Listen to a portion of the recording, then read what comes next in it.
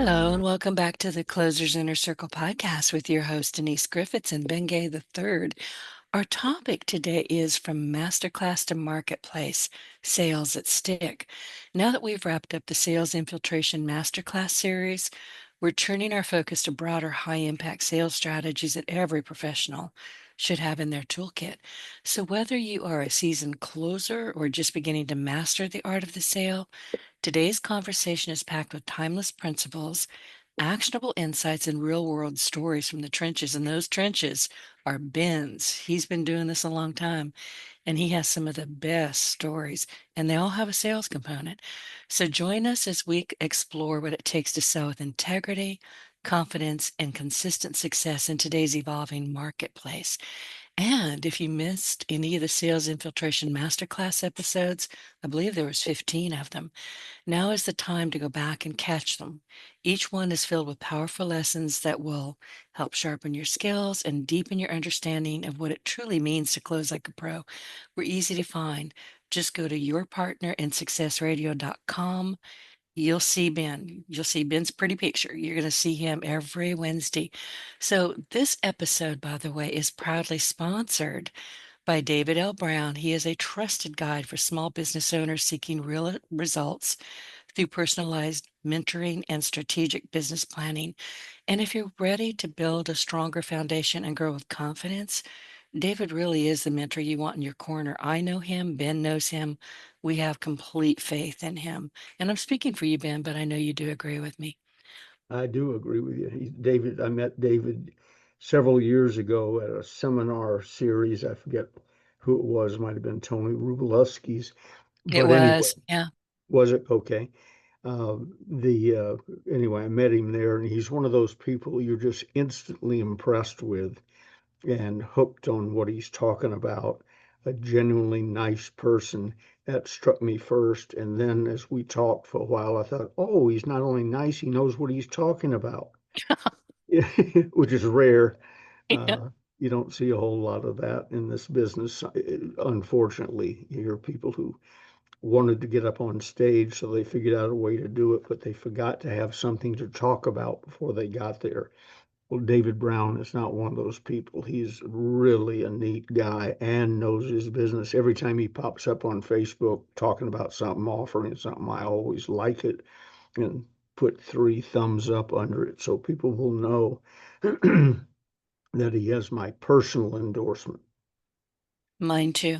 He's a very, very dear friend, and that's not the reason he's a sponsor, but because he deserves to be a sponsor.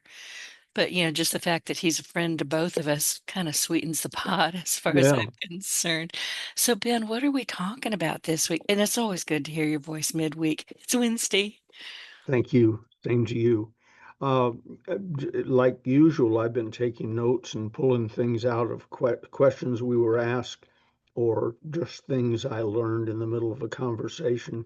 My ever-present yellow pad is there, and I reach over and write it down and put it in the Wednesday Denise Griffitts file. Oh, I So have I've a got, file. you have a file. I am so impressed with myself. Well, Okay, it's keep going. important. Yeah, it's important that you have a file somewhere. Did you spell my name right? I don't know. It's not important. Ow. It's under D for Denise, which is a good sign, by the way, that you're a friend. I don't file you under Griffith's last names, which is a big tip off for me with some of the people I deal with. But with you as Denise, your family, Oh, and oh, we appreciate that. yeah. So I got those notes, and I'll start off with the one I posted on Facebook in the last day or two. I listen for great lines to hop out of television commercials, the internet, magazines, newspapers, whatever, because there are those lines that can change a career if they become part of your arsenal. And this one is from a company called Signal Relief. I have nothing to do with them, don't know anybody who works there, is with them, or anything. I only know them from seeing their ads on talk television. But anyway, Signal Relief, and they show you the guy, it's a patch, and you put it on the area that hurts you, and apparently it's borderline miracle results. At least they have probably 12 people that say it is in any one commercial. But, now it comes down to how do you close them? How do you get them to dial the 800 number or go to the website or whatever?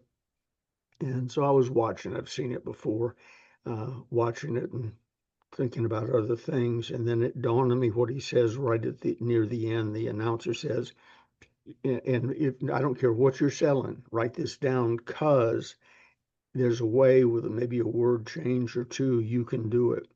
You can say it directly to the prospect. This guy on television says, if you're thinking about buying, it means you need one. Ah, I'm writing this In down. other, Say it again. If you were if thinking, you're thinking about buying, you've seen the commercial, you've seen the transformations, you've seen the little old lady and the young man and so on all say one guy says there wasn't a minute he wasn't in pain for 16 years. Put this on, problem solved. Um, so the guy says, if you're thinking about buying, it means you need one. I think of that in the automobile business. People generally don't go to car lots because they're lonely. They're thinking about changing their car immediately or soon, next 3, 4 months, whatever. But properly motivated, they'll do it today. And so if you're thinking about buying, it means you need one. And I've been caught a couple of times with things where I was asking some expert about something. And I said, well, I don't know if it applies to me. And the response usually is something along the lines of course it applies to you, or you wouldn't have been talking about it for the last 20 minutes. right? So, And you just said something that I wrote down under, I wrote down what you said a minute ago, but then you said something I think is the crux of everything that you just mentioned, properly motivated. yeah, yeah. People, that term comes into my vocabulary because I discovered in the multi-level marketing business when we were looking for a $2,500 or $5,000 investment. Today's money, that'd be 25,000 to 50,000. Everybody said they had to think about it, or they didn't have the money, or they'd have to get a loan, or whatever, what have you. And I, in the early days, thought, yeah, okay, I would feel the same way, and I'd let them go. And then one of my sponsors, a gentleman named Bill Dempsey, one of the great salespeople of all time, said, Ben, properly motivated, just about anyone can get just about any amount of money.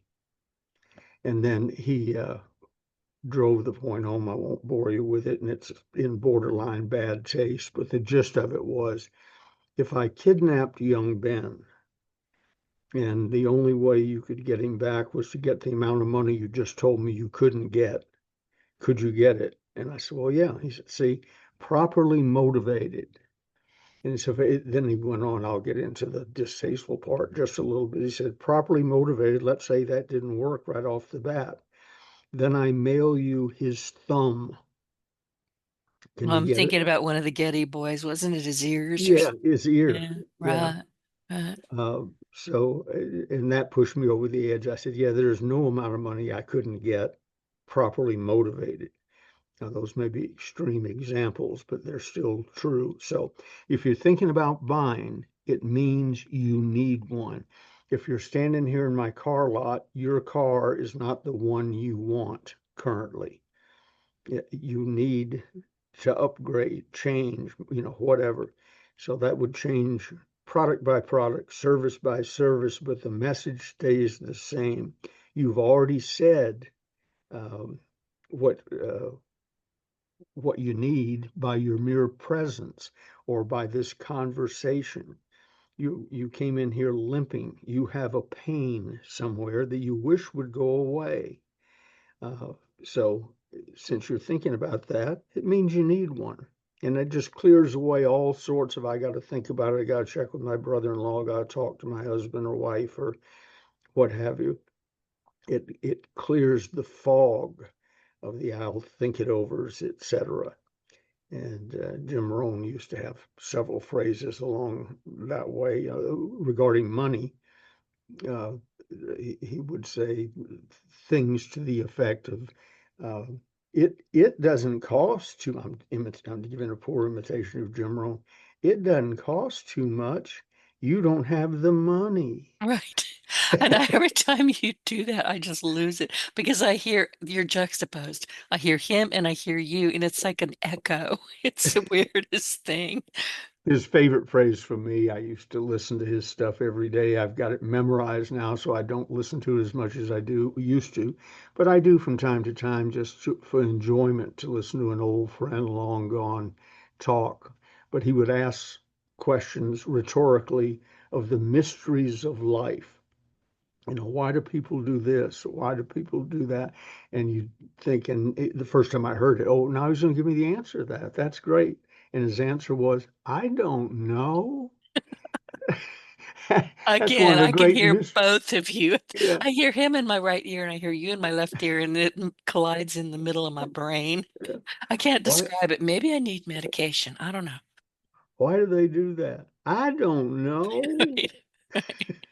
One of the great mysteries of life. So, if you got nothing else from this morning, I promise you, if you're thinking about buying, it means you need one is a killer sentence. I'm going to be using it. They Signal Relief may consider it stolen, and I'll Relocated. We don't steal. We yeah, relocate. yeah, I research things. They say if you read it in three places, it's not plagiarism, it's research. Right. So I've been researched a bunch through my career, and I finally just given up. I'll mention occasionally that I said something, knowing that there are a lot of people who think it came from somewhere else, and that's fine. Uh, Someone said the other day, you occasionally take a little heat for saying that people buy from people they know, like, and trust, and with whom they feel safe. Didn't that come from? And there's somebody they always mention. I forget what his name is, I'm but sure it's Bob Berg. I'm pretty sure it's Bob Berg. okay. Um, I don't think I know I Bob don't Berg, know. but I I don't know know. of him. Hmm. I know his name. And I had to remind this person who thought they were calling me on something. One, I was saying that before, and I said, when did his book come out, or when did this, and so on and so on. And it turned out the first time I started using it preceded his book by 25 years. All right. So my conscience is clear. But I also said to this person, understand, when I came out of my mother's womb, I didn't know a single word. All I knew was to cry if I was hungry or something uncomfortable. And so everything I've learned and say and do since that moment, I learned from somebody else. So it's no shame. And if I know who it is, I give them credit. Somebody just came out with a book called You Become What You Think About, or something. That's almost what it says. And I thought, how do you do that? Surely to God, you know that that is the strangest secret by Earl Nightingale. It is. That, yeah, I didn't want to interrupt, but I was biting my tongue. I was waiting for you to do it. yeah, how can you name a book that legally you can, because you can't trademark a book title, but you'd look smarter if you gave him credit. I always give credit to Earl Nightingale, for instance, and Dr. Napoleon Hill and Hog Mandino and all of my old buddies whenever I can, because it makes me look smarter. It doubles the impact of what I'm saying. A, I know it. It triples the impact. A, I know it. B, I know that Earl Nightingale said it. And three, it gives me an opportunity to tell you that one of your idols was a very good friend of mine and mentor. And four, Ben, now you have gotten their audience interested. Yeah, And these yeah, people still have massive audiences. yep, absolutely. Dr. Hill is enjoying a second life. He died 54, 55 years ago, and he's better known and more quoted today than he was in his prime. So he used to tell me that he said, Ben, what I've written, neither I nor what I've written will be long remembered. And I wish there was some way. I've occasionally in my prayers I'll say, Jesus, if by chance you see Dr. Hill tell him they're really quoting him down here.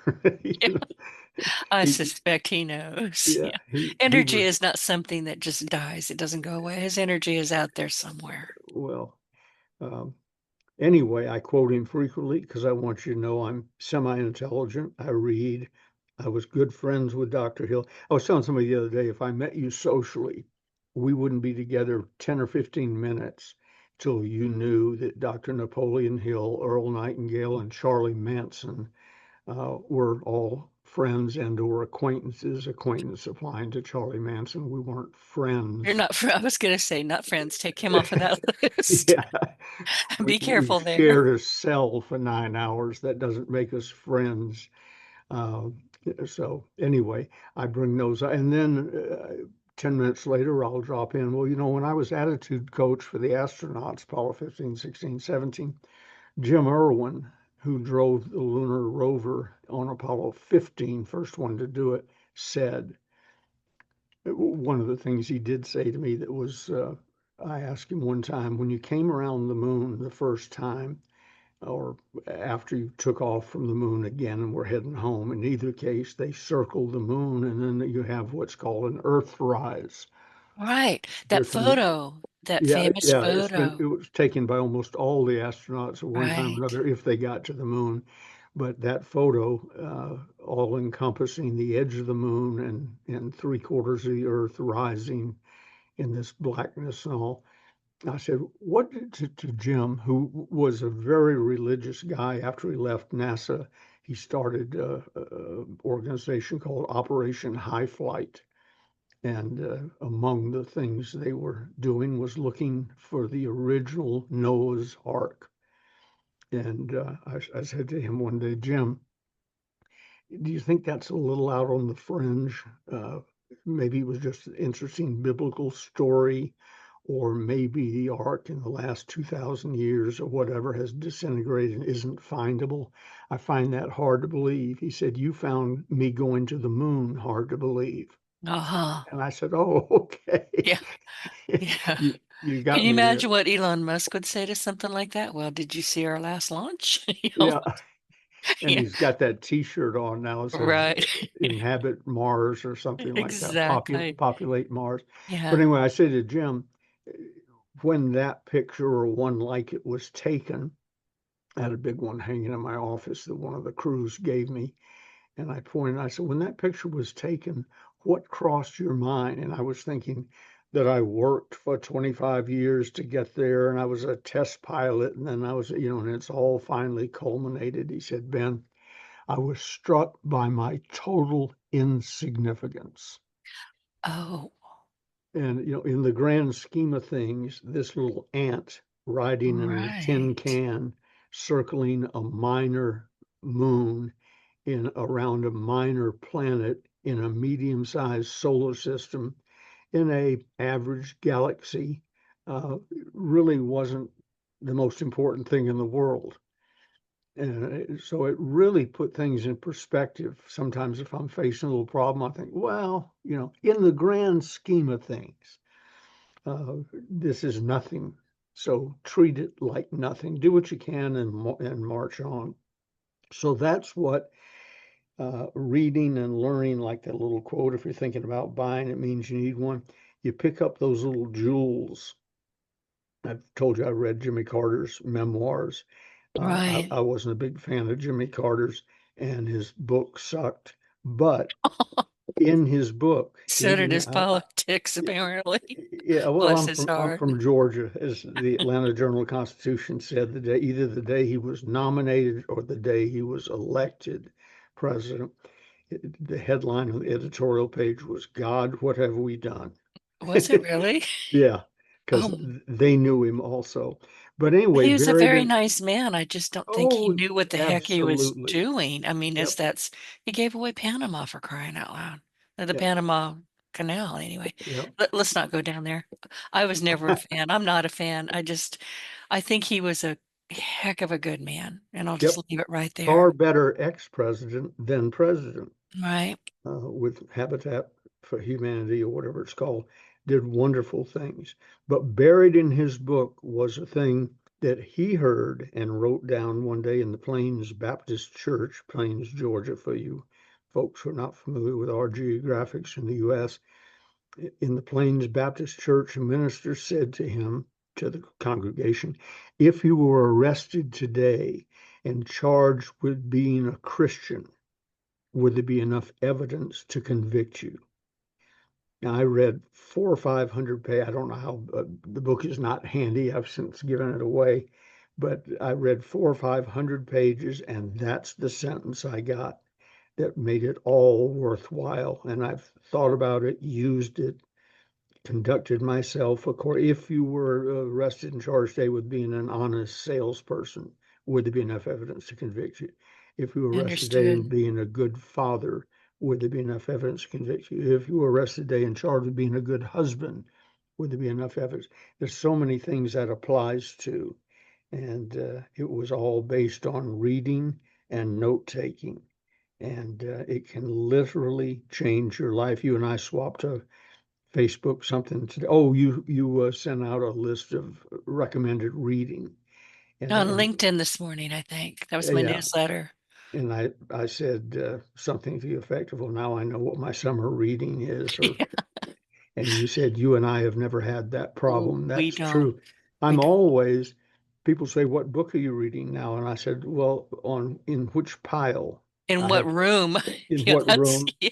Yeah. And thank God for bookmarks. If I didn't have my Ben Gay bookmarks, I'd spend most of my time looking for where I was in that book. But every book that's on the top of the stack has a ballpoint pen attached, a yellow highlighter attached, and a bookmark where I was the last time I read it. And I always put the bookmark, oh, when you open the book and there's the bookmark, I haven't read the page to the left or right, or I've read far enough down in the left where I was able to put a mark and say, you got to this page.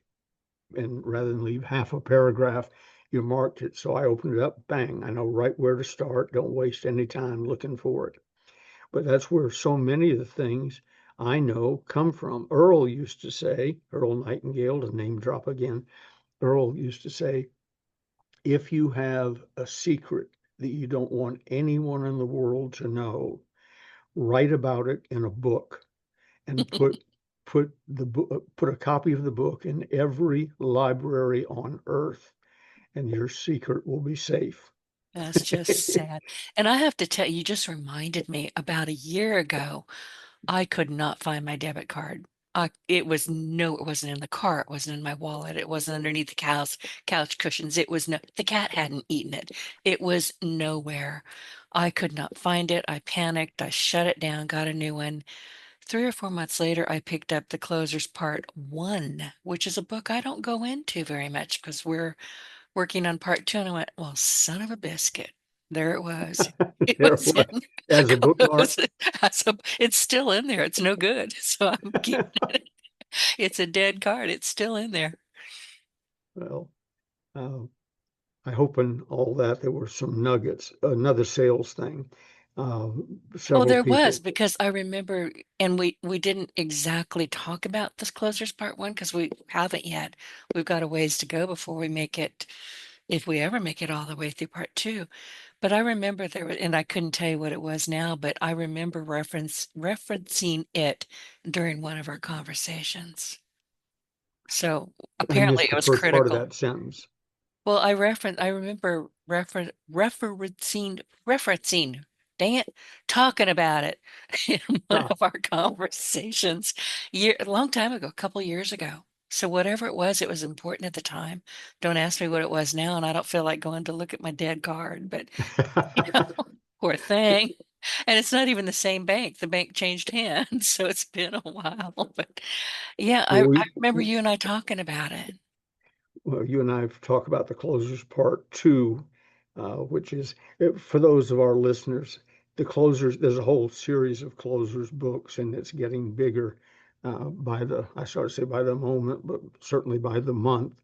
One of which is the closers part four, which is Denise Griffitts teaching us all about podcasting, how to do it, uh, how to get into it, how to get Right. started, how to stay fresh. Everything you need to know about podcasting is going to be in the Closers Part 4. I've read pieces of it. It is wonderful.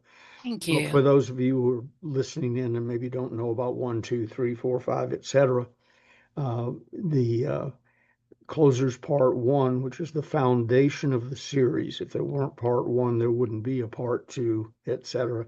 I wouldn't have gotten involved in all of that. But the Closers Part 1 is the kicks, the blocks, and the punches, the red raw meat of selling.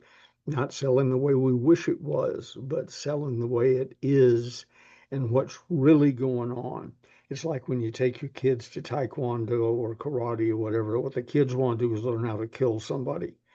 So they give you enough of that so you have the background, but then they teach you how not to fight. Uh, Danny Omega, who taught three of my kids Taekwondo, said, if I ever see you in a fight, I will kick your ass Ooh, because I'm teaching you how not to fight, right. which will mean it's like being the biggest, baddest nuclear power on earth. And no one wants to mess with you because they will blow up their country if they do. Uh, so it's peace through strength. Have the strongest military in the world, and you don't ever have to use it Mm-hmm. if you convince people that's there. Closers Part 1 is sort of that. It gives you all the stuff about um, selling rough and I was looking through it the other day for something someone had asked me about, and I thought, ooh, I wouldn't write that today. But it turned out what I wrote wasn't wrong. It was inarticulatively, that if that's a word, explained. It was a little rough and ragged around the edges, which brings me to Closers Part 2, which picks up where one leaves off and teaches you what sophisticated people really do with that information. And it's not getting a fist fight with a client fighting over his wallet. And then from then on, Part 3 takes you inside an actual uh, sales event. 4 will do podcasting. 5 is on real estate and on down the line. We have 6, 7, and 8 lined up in various forms. I advise you to get them all, but I just want to have an explanation for you that people say, well, if I read one, do I need them all? Some of the specialty books you might not need if you're in real estate. For if you're not in real estate, for instance, Part 5 would probably be a waste of your time, except for general sales tactics. And then there's a sleeper book in there. It doesn't have a number. It's The Art and Science of Resort Sales. It was written for the timeshare business. I wrote it with a guy who's one of the top timeshare people of all time. And it's a wonderful book. And I've never didn't used to recommend it to anyone that wasn't in timeshare. And then your customers sometimes teach you. People began talking about it. It's a great book, and I learned so much. I said, "What do you sell?" "Oh, cars." That's for timeshare and resort membership and so on. He said, "Yeah, I know, but I'm telling you, it's a wonderful book." So sometimes they take off on their own, and then Sales Closing Power is in that group. That's a book I wrote for J. Douglas Edwards after he died Right. I from have his it. material. Yeah, from his material and his seminars. Some of it's just transcribed what he taught me, but he never got around to writing a book. So we sort of filled in that hole. So there's a whole bunch of stuff people are forever saying, I'd give anything to know what you know about selling. I got good news. About $100 will do it. Um, And free if you're listening to us over here. yeah, and that sort of comes under the heading of I'll give anything I have. I started to mention tire kickers. For some reason, this came up this week. So, and again, applicable to almost all areas of selling when you run into somebody who's just looking or they got to think it over. For some reason, working with automobile salespeople and sales trainers, it came up how they hate tire kickers. Those people come on the lot, wander around, and I'm sure I've done it too. You don't want to maybe even touch the car out of good manners, but everybody feels free to kick the tires. I don't know what you think you're going to accomplish with that. Maybe you're just checking to make sure they're not going to explode upon impact with the street. But they were whining about tire kickers and what a waste of time they are and so on. And I had to point out to them joyfully that they didn't understand what a tire kicker was. A tire kicker is a person who's going to buy a car. They got there in a car. They already own a car. They're going to buy more cars before they die. I was adding up my uh, personal car purchases the other day, and I'm sure I missed a few along the way. But if picture me on their car lot kicking a tire, I have bought 15 or 20 automobiles, as best I can figure, for my own personal use before I got to your car lot today. And with a little luck, I'll probably buy another 15 or 20, certainly 15, before I croak. So you missed the first 15 or 20 because you weren't in the business or you weren't good enough to close me. And you're going to, with that attitude, you're going to miss the next 10, 15, or 20 that I'm also going to buy. People say, well, they're just tire kickers. They're not buyers. How did they get to your car lot? Well, they drove up in this, aha. So there was somebody who realized they weren't just a tire kicker and sold them that car. And how old were they? 35, 30-ish. How many do you think they bought before then? And then they don't know, but they guess 6, 7, 8. So there are 6, 7, 8, or now 9 salespeople who've sold them a car, but you're not going to because you prejudged them. You said they're tire kickers. And then the real joke, and you and I have talked about this numerous times, is if they're looking at me and I'm in casual attire and I'm here in Placerville, California, we have 4 or 5 car dealerships close, either in town or close. It may not appear to you that I've already bought or leased over 600 luxury automobiles, mainly to give away Lincolns, Cadillacs, Rolls Royces, Stutz Bearcats, uh, Thunderbirds, etc. Over 600 luxury cars.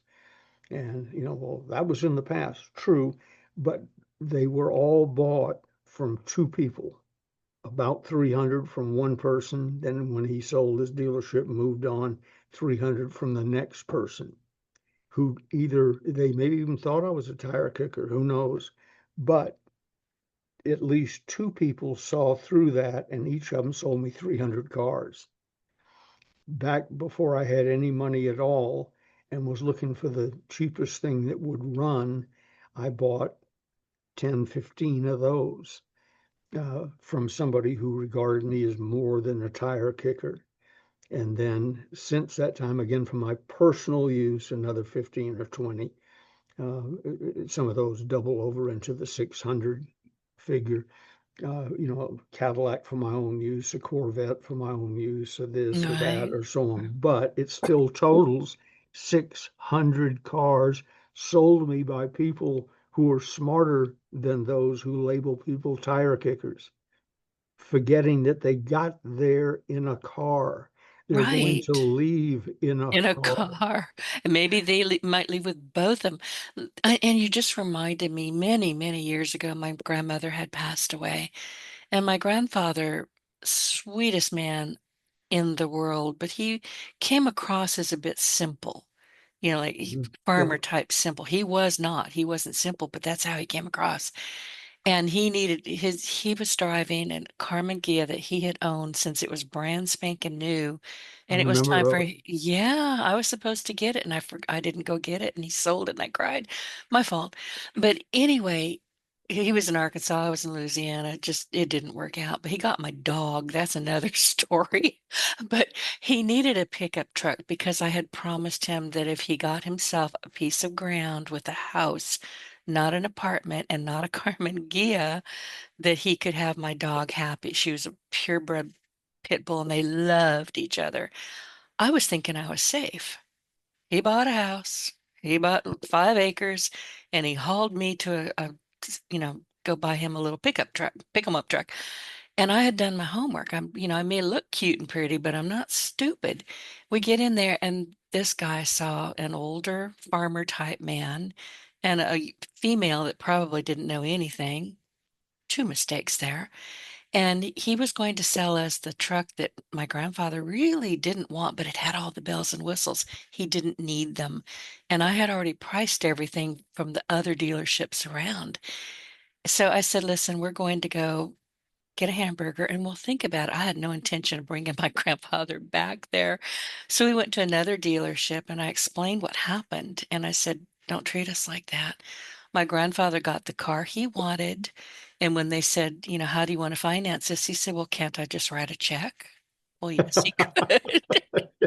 By golly, he could. So I did, and I don't even remember Pretty Woman was a thing back then. It must have been because I said, let's go out to the other one.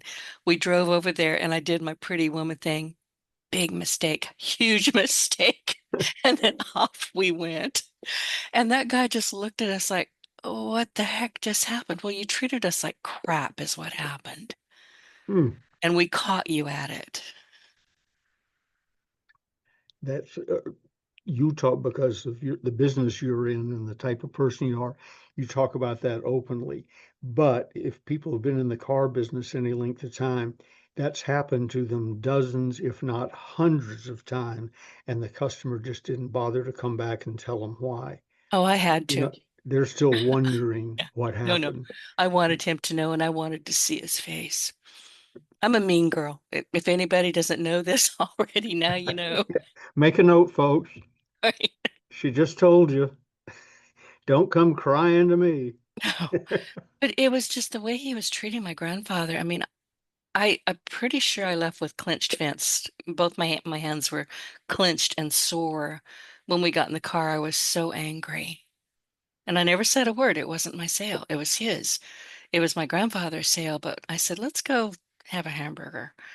And then we went somewhere else and he got exactly what he wanted and it was respectful. That's all he needed. That's what people, and they want to buy from people they know, like, trust, and with whom they feel safe. Exactly. Exactly. It's pretty simple concept. Sell a quality product that's competitively priced. Spend your day talking to people who are qualified to buy it, not prejudged, qualified to buy it. You'll discover that somewhere along the way. Don't be fooled by the tailor-made $49 suit they're wearing and other trappings, good or bad. I told you I was downtown on Main Street in Placerville, California one day, and a guy came by, obviously homeless. And I said, "Hey, how you doing?" I talked to everybody. And he said, "I'm doing fine." And we chatted for a minute. Lovely day. I was standing on the street because Gigi was inside a store looking at stuff. And as he walked away, he said to me, "Hang in there, bud. I'm homeless too." Oh, when, what were when, you wearing? yeah, when Gigi came out, I said, "Honey, I think I got to work on my wardrobe just a little bit. I No don't more take, going to Salvation Army. Let's go to a real store. yeah, I don't, forbidden. That was part of the deal in marrying her. No local clients, no speeches within 50 miles of home, et cetera, et cetera. So I've taken advantage of that, and I don't have to dress to impress anybody. I'm not going to bump into a client.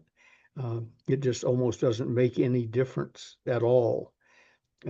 And But when the guy said, "Hang in there, bud, I'm homeless too," Oh, I knew that maybe the jeans without the holes in the knees might be a good idea, just for a starter. and now, of course, when you leave, when you're going outside, it's showtime. That's So right. it's a whole Want to different wear that attitude. in the way I carry myself and so on. Guy came up to me not too long ago, a year or so ago, who I've known. He's one of those people you know because you know him, but we weren't buddies or anything. But he came over. Gigi and I are talking at a side table, and he says, "Ben, pardon me for interrupting. The guy over here has a question, and since you're a lawyer, I thought I'd ask you." And I said, "I don't, you could call me many things that would not offend me. Lawyer is not in that category. What have I done to make you believe I'm a lawyer. And he jumped back and, you're not a lawyer? And I said, no. He said, well, the way you carry yourself and the way you speak and so on, I just assumed. And so I said to Gigi, I guess I don't have to upgrade my wardrobe after all. I'm doing fine. They think I'm an attorney worthy of checking with to get opinions. But that's its attitude. Uh, Yeah, I agree. yeah, you talked about your grandfather who was a simple person. I think it was your grandfather moments Yeah, it ago. was my grandpa. One of the wisest men I ever met, long gone, was a guy named J. Maxwell. And we had 10 acres sort of out in the country, and he owned the plot next to it. He was a pig farmer, third grade education, went into the military and was the brunt of lots of jokes and practical jokes and so on, because the things people would say or do to him, it was good natured. He didn't mind it. But the point was, we have a guy here who doesn't know anything. So let's do this and say this to him and so on. That, for instance, his uncles used to bet with him on sports games right after delayed taping came out, so when they bet that Atlanta would beat whoever by 8 points, that was because it wasn't a good guess. It was they'd already seen the game. That's cheating. Yeah, of course it is. But if it's your brother or your brother-in-law and you're having a good That's even time, worse. In my family, somebody would hit you with a chair if they found out. well, that's also possible. I didn't say he didn't strike back. I'm just Oh, saying good. it wasn't meant meanly, nor was he being mean when he hit him with a chair or an axe handle or whatever. Oh my God. But but he used to laugh about it. He said, "My brothers, they make fun of me." But the whole point of the story is Jay Maxwell was one of the wisest people I've ever met. He sort of turned me on to listen to people who work with their hands, listen to people who are farmers, growers, ranchers, because every day they see how life really works, not with a turtleneck sweater you got out of some magazine somewhere and your styled hair and so on. They know the way life works, and they can hose off and look pretty good, but most of them don't care about that. They care about being decent, good human beings. Hmm. And Jay was one of those. It was about a mile long dirt road that left the highway and went back to our two properties, Jay's and mine. And when I'd see Jay out doing something in his side area, my heart was happy because I was going to have an excuse to stop and talk to Jay Maxwell, a third grade dropout pig farmer who would be walked past by 90% of the people. I've never seen him clean. I never saw him dressed up to go somewhere. He always looked like, I'm not sure he ever changed his pants. I mean, as I'm talking, I can picture Jay, overalls, plaid shirt, everything faded, everything with some dirt on it. And dirt, I'm being kind, there was probably a lot of pig droppings on it. But when I stopped to talk to him, invariably he would drop some knowledge bomb, wisdom bomb on me that I hadn't thought about before. And I still miss him. He's been gone for years. We haven't lived on that property for years, but I still miss him. So like a tire kicker or a person with a sore foot who needs his pain relieved, look through that, uh, listeners, friends, look through that and find the real person, because some of the wisest people on earth are wandering around and you would never know. Never. Speaking Exactly. of that, And you said some, and I have to interrupt because this is uh-huh, important. You were saying that, your heart would get happy when you would see him. mhm, But you also indicated in the same breath he's a very busy person. He was always busy with his hands, building, doing something. yep, But what you didn't say was he dropped everything and took the time to be with you, over to the talk with fence you. like a shot. All I had to do was start to Right, slow down, right. and boom, he was right up against his barbed wire fence. And how many people are going to do that? Not many. I know. I hadn't really thought about that, but that's true. Not many. I drive past people all the time in our neighborhood, and they either don't wave at all or wave. No one runs to the corner of their yard to talk to me. Thank God. No. But in Same here. Jay's case, I would have had my feelings hurt if he looked up, waved, and gone back to what he was doing. But Uh, that's not who he was, and he no, showed you who he was at heart. right, absolutely. So become that person. I'm forever being asked about people who buying from people they know, like, and trust, and so on.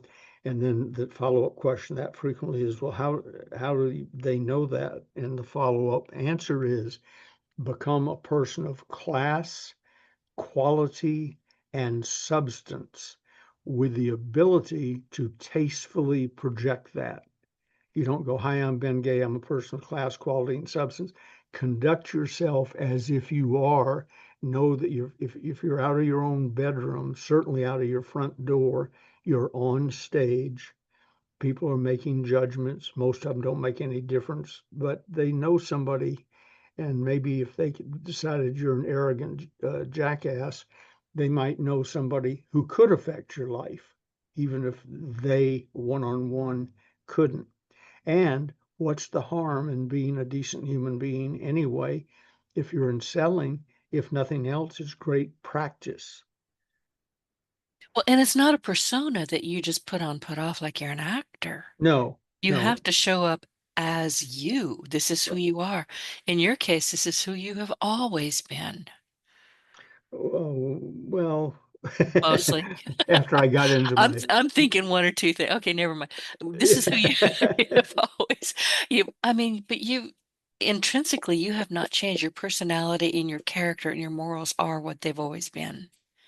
yeah, I was telling somebody one time within earshot of my mother and father that I had been elected wittiest in my high school class, Murphy High School in Atlanta, Georgia, class of 1960. And I said I was elected wittiest, so it's not a surprise that I did things that required a personality. And either mother or dad, somebody said, you went right to wittiest. You skipped over the fact you were thrown out of high school twice before that. That's what I was thinking about. Yeah, I And said, didn't well, they want that you to go to military school at one time? And you you were a little bit of a brat there they for a thought I while. needed a little closer supervision Yeah. than I was getting in the public high school. And the Yeah. public high school was thrilled to see me go.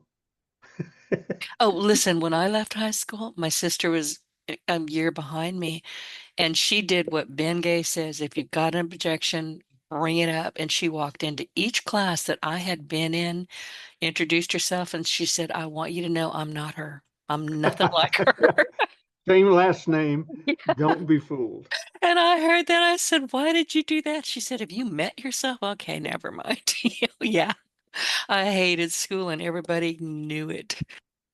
When Gigi and I got married, first sort of acquainted and then fell in love and got married.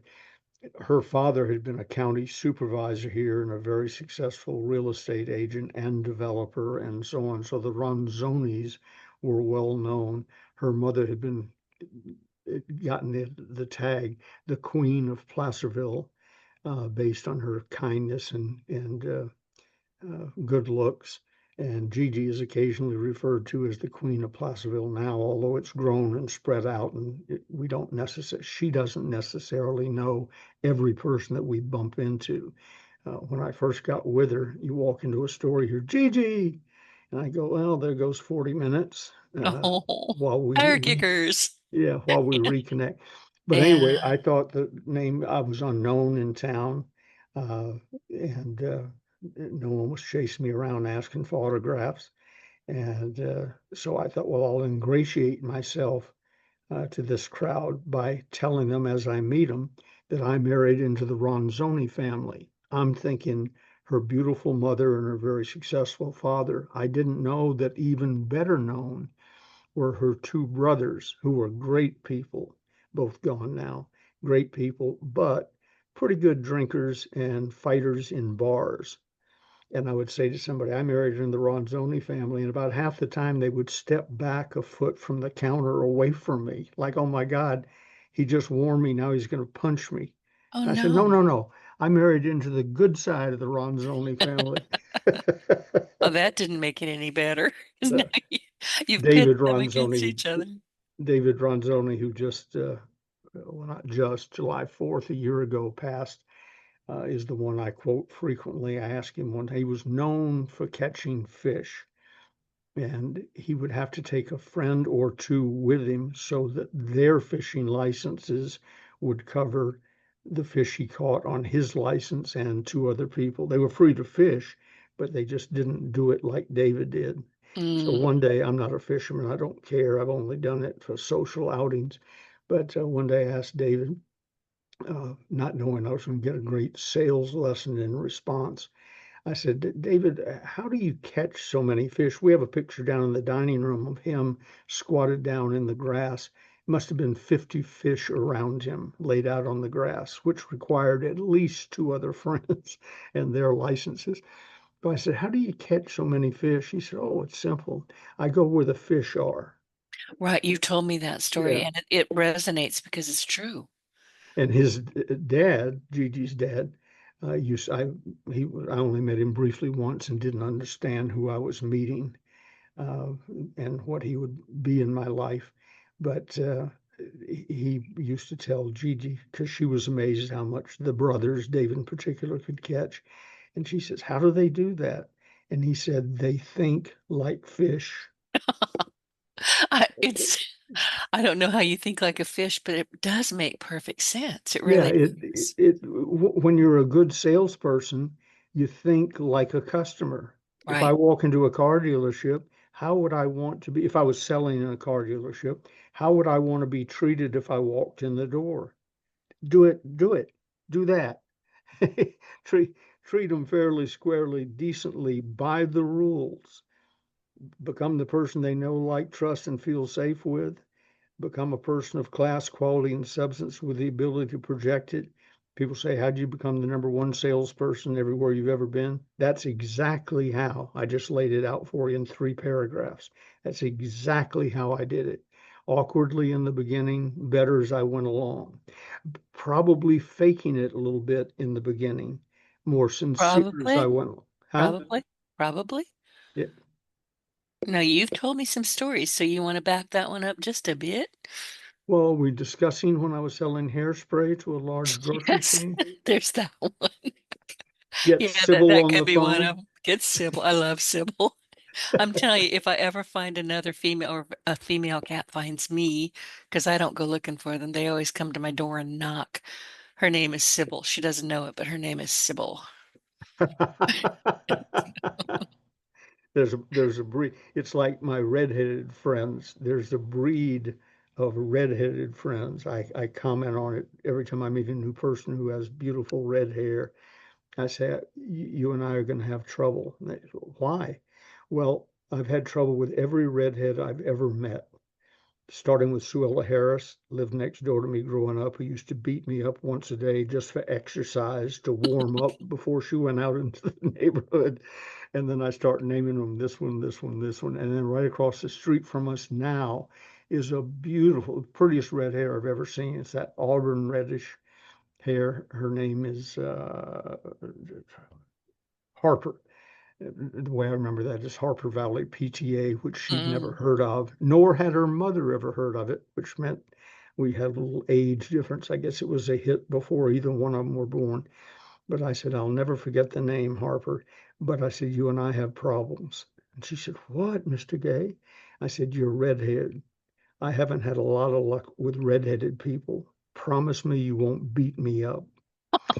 So that's So one of you those. scared her straight out of the sh Now she doesn't, Yeah. she probably sees you and says, should I or shouldn't I? Yeah. Yeah. You gave her permission to punch you in the nose. Well, anyway, she's a wonderful young lady, and but Oh. she is redheaded, so I have to take a. And we have dear redheaded friends, including a nurse, or used to be a nurse, who talk about being redheaded, and they say there is a difference. One lady worked in the emergency room for 10 years or something. She said there's nothing worse than seeing a person with an open artery being wheeled in, except a lady being wheeled in with red hair, and she's Why? redheaded. There's something different. I know this sounds racist, sexist, or something. And redheads will tell you there's something different chemically They're about wired. redheaded people. I've read that they're wired differently, and people say, "Oh, Yep. they're going to throw a fit." I don't know if that's true, but I think redheads are gorgeous, especially if they've Oh, got the milky in freckles. I think they're so beautiful. I yeah. just gaze at them. I used to think of But that there's with something about Suella me. I'm like, I'm not going to step in front of that person. Nope, nope, nope. I don't know why. I'm just wary. it's probably history. Maybe. So you just described Suella Harris. Beautiful red hair, pretty girl, captain of the cheerleaders, made my little sister the mascot of the Murphy High School cheerleading squad. I think nothing but good things about her, except she beat me up several times a week. We'd build a fort, and the fort, forts were big, dig a little hole, get some cardboard boxes, twigs to put across the top, straw, pine straw on top of that. And you thought the adults didn't know where you were unless they looked out the window of the house and saw the fort. But other than that, we thought we were hidden away. And all of our official forts had bricks around the perimeter, and the bricks belonged to Suella Harris. And when one of us did something bad, she loaded the bricks in a wheelbarrow and took them home, and that was the end of the fort because she said we couldn't have an official fort without her bricks. So So she that's wasn't a bully. She had leadership qualities. all of the above. If leadership didn't work, she beat the hell out of you. Either one. I like her. Well, listen, I hate to say this, we are running out of time. Where can people get the closers, parts one and part two with free shipping before I reluctantly let you go? The books that we just talked about are all available at stores.ebay.com/ all one word, Ronzoni Books, RONZONEBOOKS. Order by 2 o'clock in the afternoon. They go out that day, signed, dated with an unconditional lifetime money back guarantee. And there's other used books you'll probably stumble across there from other people. We're not guaranteeing those because I think I told you the other day we got a complaint that somebody said they bought a book from us with a piece of bubble gum stuck between page number so and so and so and so. Well, I don't chew gum and I sign every book. So it didn't leave here with bubble gum in it. Well, it turned out they bought a used book from somebody else. All the guarantees and wonderful quick shipping and so on that I talk about is if you buy from Ronzoni Books, special pricing, lifetime unconditional, no questions asked, money back guarantee. Got it. Well, listen, everybody, Mike, we love to hear from you. We love to hear, your questions from you. So my question to our audience today is this: what sales strategy or technique has made the biggest impact on your business this year? So do us a favor, share your thoughts in the comments or send us a message. You can find us on LinkedIn as the best place, and we will do our best to feature your insight in an upcoming episode. So thank you for spending time with us today on the Closers Inner Circle podcast. We will see you next week with more strategies, stories, and straight talk to help you close with confidence. Ben, thank you. I will see you next Wednesday. Super. Look forward to it. Me too. Bye.